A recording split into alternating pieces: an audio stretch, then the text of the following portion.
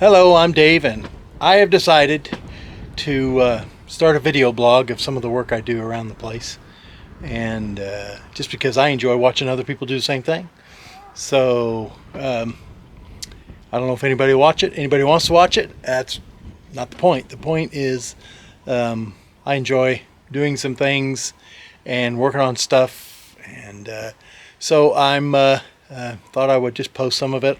If any of you want to watch and enjoy watching guys fix junk, then you've come to the right place. I know there's a lot of good YouTube channels and Facebook guys on there who spend a lot of time and do a great job fixing up stuff and redoing stuff and reviving stuff. And I love all that stuff, and I watch them, so I thought, I'll throw my name in the hat. I don't know if anybody want to watch it, but I'll tell you a little bit about myself. I travel for a living. I'm home a week or two a month. I actually travel in a Southern gospel singing group, and we put 60-ish thousand miles a year on the 2 or 3 vehicles that we drive. We have a motorhome, which is right here, an RV. We used to travel. I've been doing this for 30 some years, and so I've had all the vehicles. I've had Eagle buses, MCI buses, GMC buses back in the day, back when they were affordable. As far as they're affordable to buy now, you just can't fix them affordably. It costs a lot to work on them. So about 7 years ago, my wife and I purchased this sweet ride here. It's a 2007 Ultra Super C. It's actually a Kodiak 5500 front end on it. Has the 8.1 gas in it with the Allison transmission, and has a couple slides.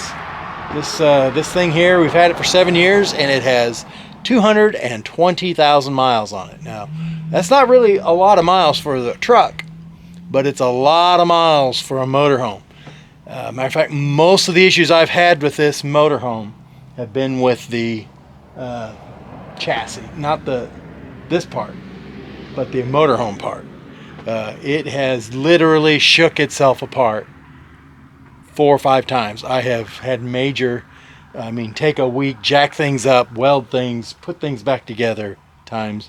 But we've done a lot to it, and if you're into high mile motorhomes, this would be a good blog, because I've got a lot of tips and different pieces of advice on how to keep your motorhome from falling apart as you're driving it along. I've literally had pieces fall off this as I've been driving. Now, it still looks really nice. The cab part, like I say, the truck part of it is doing real good. Now, I did have to put an engine in it. Has that 8.1 big block Chevy in it. I had the choice to do the diesel or the gas when I bought it. I was looking at another one that was similar to it exactly as far as the setup goes. It looked just like it, but it was a diesel. Besides the fact that they wanted almost $20,000 more for it because they had the diesel in it. This one here I chose because I knew that gas was cheaper, and when I bought this thing, it evened out fuel-wise. Since diesel at the time was 20% or so higher than gas, but it got 20% or so better fuel mileage.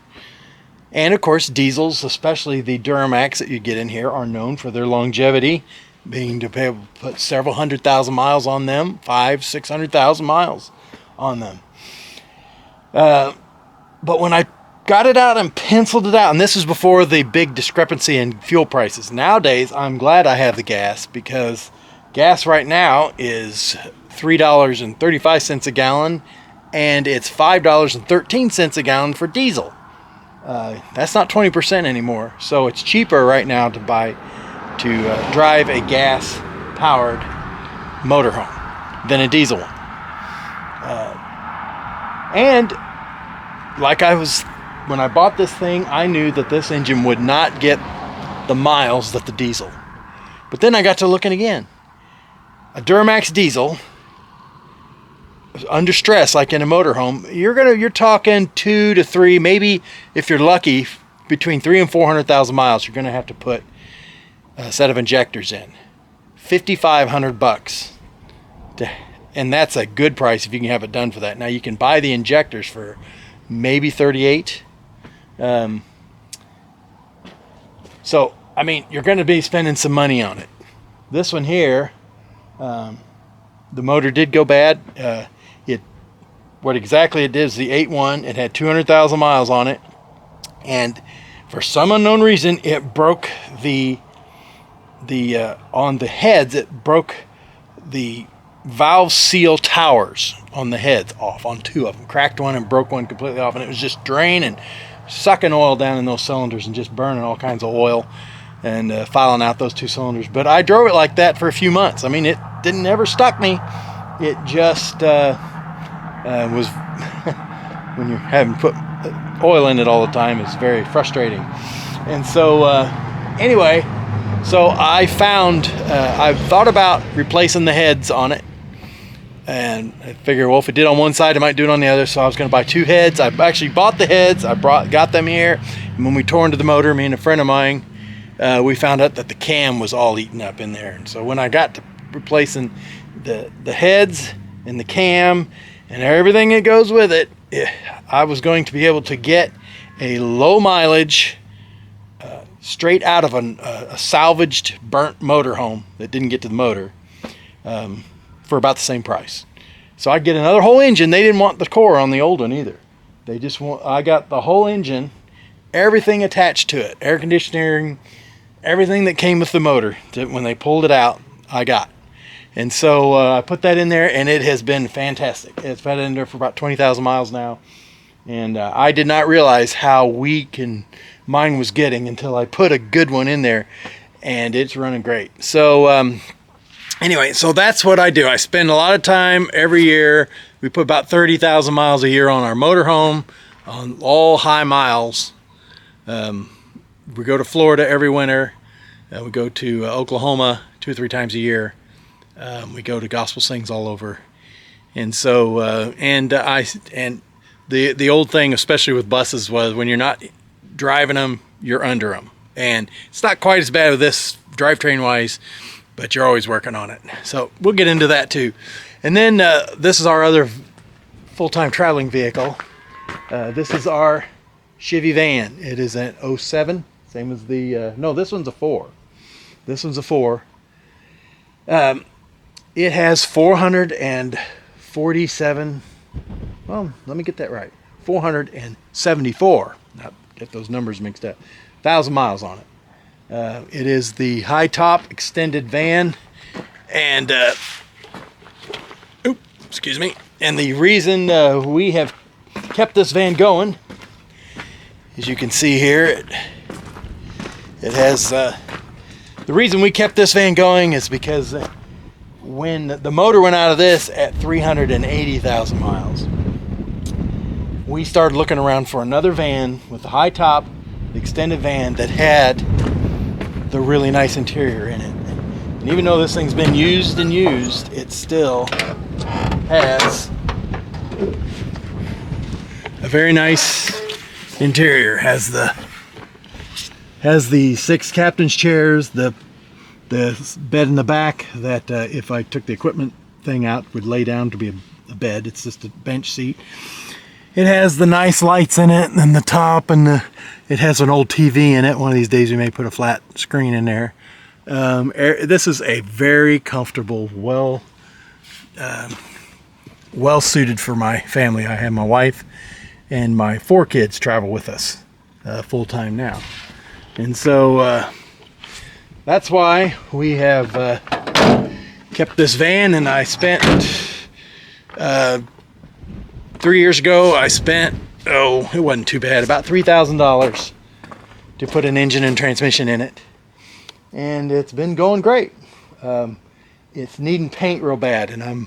And for those of you who watch my family, the Dave Melton Family Singers YouTube channel or our Facebook page, you'll know we posted a few weeks back when that cold snap came through. that I backed into a tree. Now, I think it jumped out in front of me or behind me. It was very cold. The windows are fogged. I was backing down the driveway of a friend I've had for many years, so I've been in his driveway many times. And I just, hey, made a mistake. I hit a tree. And so it didn't do too bad. I'll show you what it did. And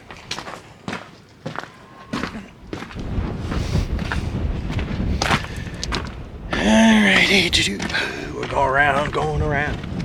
As you see right here, I got a limb. It came straight down into there, smashed this pillar, and went right in and hit our equipment, our sound equipment that's in there. Broke this plastic piece up here. Broke this plastic piece. I went to the salvage yard and bought a new back door because this pillar was smashed, and this plastic piece, they didn't have that. I'm gonna have to get that somewhere else.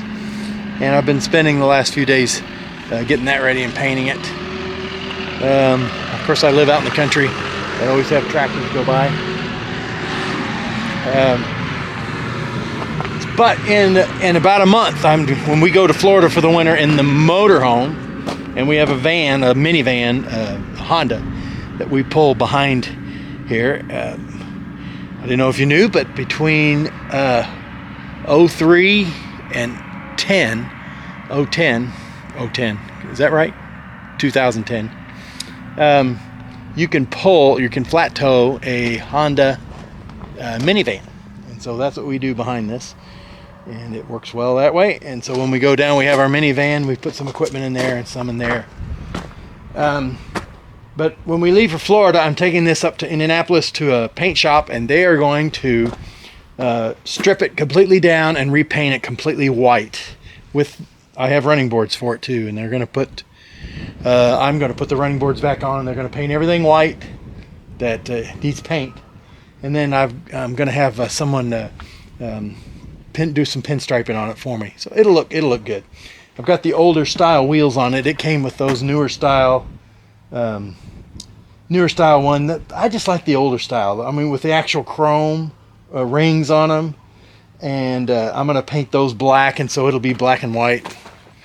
And I let the cat in the van when I open the door. Come on, let's get out. Come on. No, I want you out. No, out. Come on. This is the world's most annoying cat. And it's got the stickiest claws of any animal I've ever seen. That cat can literally, if you drop it in your car, it'll literally stick on the side of the car and, of course, leave its claw prints in the paint. So you got to watch it. I have some other vehicles and other projects that I'm going to do as I go along during the summer. Now, I'm not going to post every week or every 2 weeks because I'm gone half the time. But I don't even know what to call my channel. Dave's Doodads is what my wife says. You ought to call it Dave's Doodads. I said, well, I don't know. Dave's Doodads Garage, maybe? I don't know. I got some other projects to go here. If you'd be interested, I've got an old Gale skid steer. I got this for free. It's got a low tire on it too. I got it for free if I'd come pick it up. And it only ran on 2 cylinders. It's got a Perkins diesel in it. And I had to they only put that Perkins diesel, and this is a 90s model. They put that particular Perkins diesel in for about 3 years, and they made it just for Gale, and so they're really hard to find parts for it. It's called like a 300, Perkins 300. And so, anyway, I had to send away all the way to Sheffield, England. Had to actually call the guy in Sheffield, England, to buy injector parts to get the injectors working on it, and then now it runs good. It leaks oil everywhere and leaks fuel everywhere, but hey, it works fine. It moves, and it'll pull a house down if you want it to. And so I'm gonna be fixing that up too. I need to fix some of the leaks on it, clean it out real good, and paint it. That's one of my projects. Also, I'm not going to go all the way out there right now because it's kind of muddy. But if you see way back there is my, I got a Dodge, 4-door Dodge, 1973, short bed 4-door Dodge pickup truck with the 360 in it. And it runs and drives. I drove it this summer, but I don't drive it enough, and the carburetor's got issues and the brakes have issues, and so I'd like to redo that one of these days. I thought I would sand that down. Everybody likes the sanded look on vehicles now, and so I thought I'd sand it down and paint it a little bit. But it was red. And then I got an old square body, and it is actually in very good shape for its year. It is 83. My granddad bought this brand new. And so far there's one little spot of rust on the other side, but this truck is rust free. Actually rust free, except for one spot behind the wheel back there. And it has the 305 in it. It's a dog. It has no power. I pull that little bitty trailer that I have out there. I pulled it down to Alabama here 2 summers ago, and you couldn't even put it in overdrive pulling that little bitty trailer. And there's nothing wrong with it. It has a good motor in it. Well, since then I've got a head gasket problem. It's using water. It's losing antifreeze. And so I was checking the plugs, and one of them's cleaner than it should be, and I think it's just going through out the exhaust. But it still runs. I drive it, but if you get it get it under a real pull, it'll overheat. And so that's what I think this needs is a head gasket. Now the interior needs completely redone. It's just rotted away. Down in Arkansas, all that sun is why the hood and everything. But because it was in Arkansas, it didn't have much rust. So I'm going to get that going too. I think I might lower that truck just a little bit, maybe an inch or two, and either get me a 350 and get a little cam in it so it rattles a little bit, a little more power, but still is usable. That's a future project, though. I don't know. I'm going to ever get around to it in the next year or two. My daughter's car, she has this nice Nissan Xterra. It has zero rust on it. It is a Texas, Florida vehicle. She got it from her aunt, who had the timing belt go bad in it. And so the engine was not running, so she bought it at a reasonable price, and I stuck an engine in it for her, and it runs great, drives great. It has zero rust on it, and it's immaculate shape for the year. So, and it's a stick shift, so she likes that. And but anyway, this is just kind of an introduction. I'll probably edit some of this out because some of this I know that nobody's really interested in besides myself. Here's the other side of the motorhome.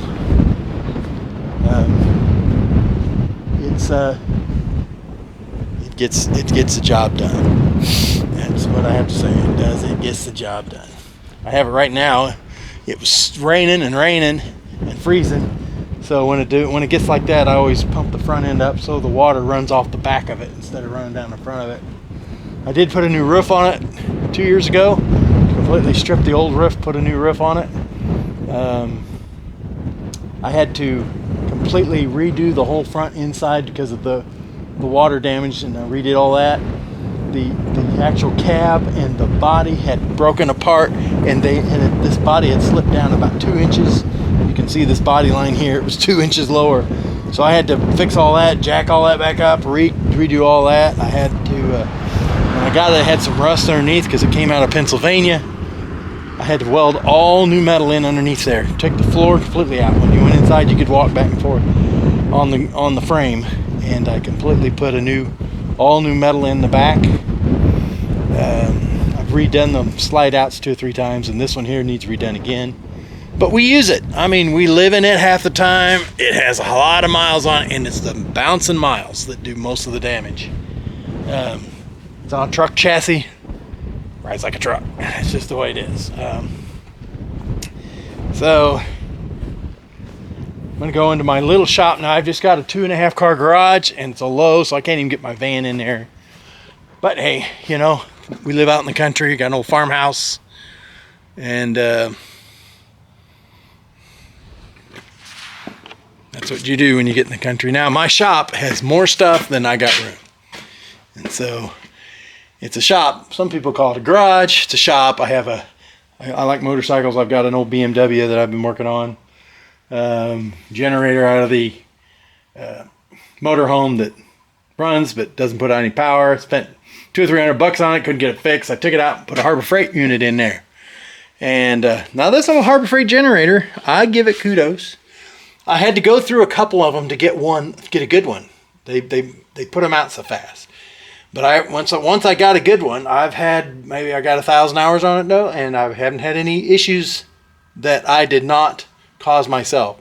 And I'm gonna pause this. Well, I was sitting here editing the video and I realized I didn't put an ending on it. And so I'm sitting here in my office / bedroom / old lady wallpaper house. That's another big project, this house. We're currently putting floors in downstairs. You put a new bathroom in, and all kinds of projects. I've got my own wood heating system in here, which I work on periodically. But if this is all something you're interested in, hit that there like button or subscribe button, and we'll try to get those out to you as quick as possible. Thank you, and God bless.